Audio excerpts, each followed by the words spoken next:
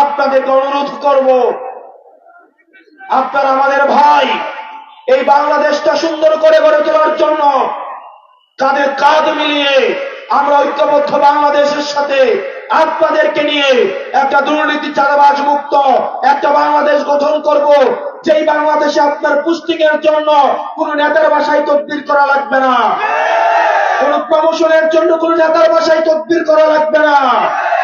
আমরা জানি রাতের আধারে আপনারা তাজ্জুদের নামাজে আপনারা কান্না করেন, আপনারা কষ্টে থাকেন, কতিপয় কিছু অফিসারের ষড়যন্ত্রে আপনাদেরকে মাথা নত করতে হয়।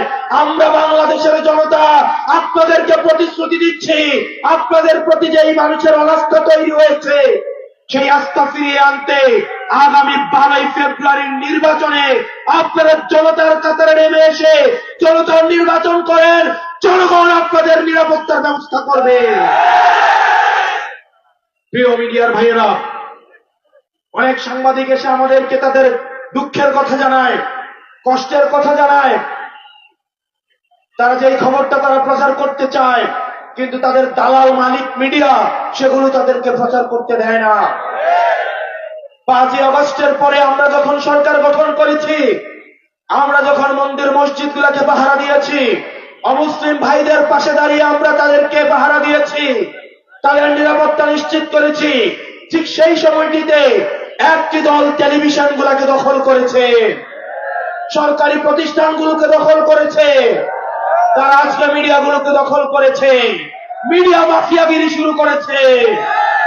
মনে রাখতে হবে, জুলাইয়ে কয়েকটা মিডিয়া ছাড়া কেউ জনতার কথা বলে নাই, মিডিয়াকে জনতা দৌড়ের উপরে রেখেছে।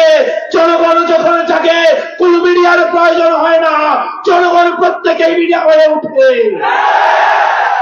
প্রিয় মিডিয়ার ভাইয়েরা, আর কত আপনারা গোলামি করবেন?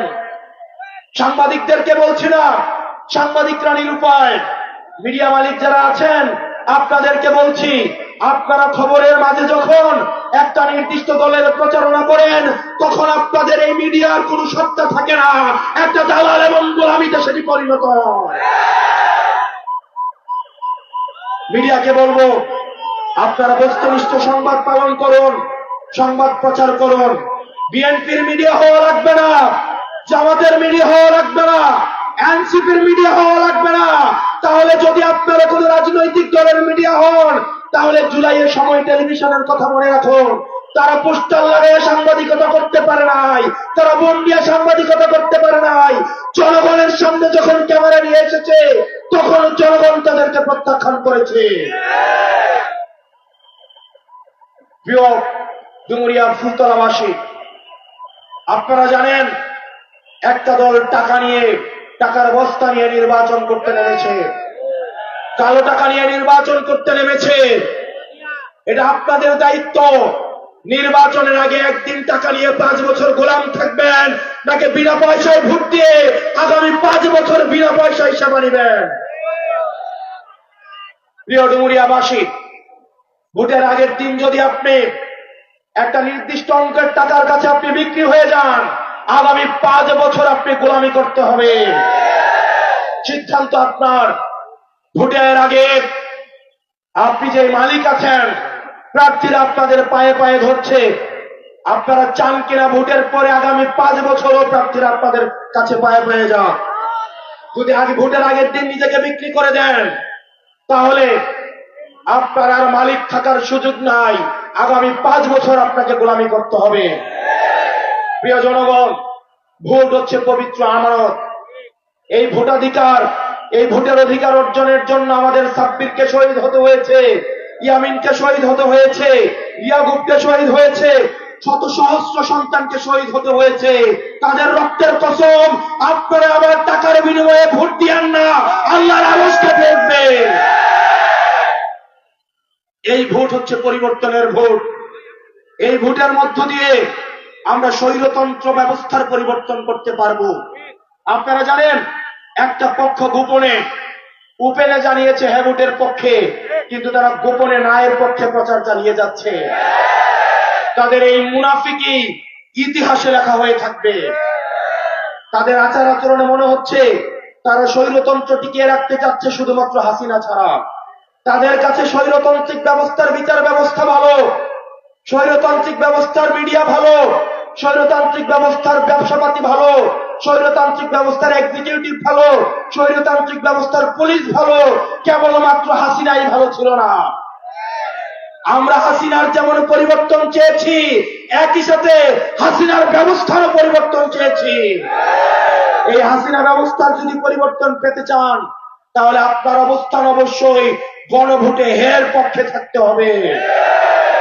প্রিয় ডুমুরিয়া ফুলতলীবাসী, আগামী নির্বাচনে আপনাদের এই আসনের যিনি প্রার্থী হয়েছেন, উনি এমন একজন মানুষ, ওনার যে যোগ্যতা রয়েছে, উনি বাংলাদেশের যে কোনো আসন থেকে প্রার্থী হওয়ার ওনার সক্ষমতা রয়েছে।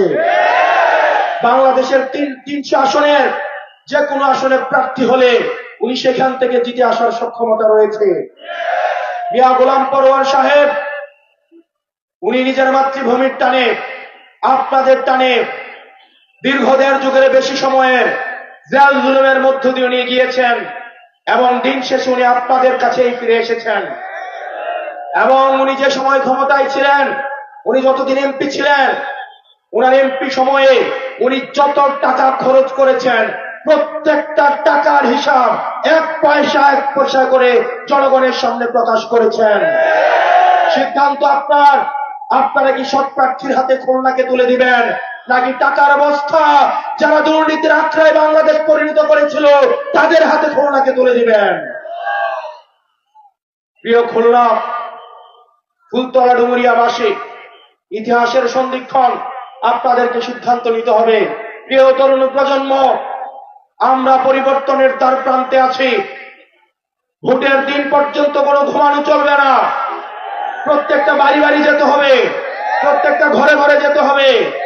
এবার বিএনপির ভোটের কারণে বিএনপির পরাজয় হবে। এবার ধানের শীষের স্লোগান দিয়ে গিয়ে দাঁড়িপাল্লায় সিল মারবে। এবার ধানের শীষের স্লোগান দিয়ে সাপলাতলিতে সিল মারবে।